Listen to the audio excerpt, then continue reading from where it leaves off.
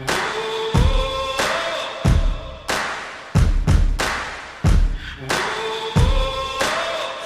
been waiting for the chance to prove myself.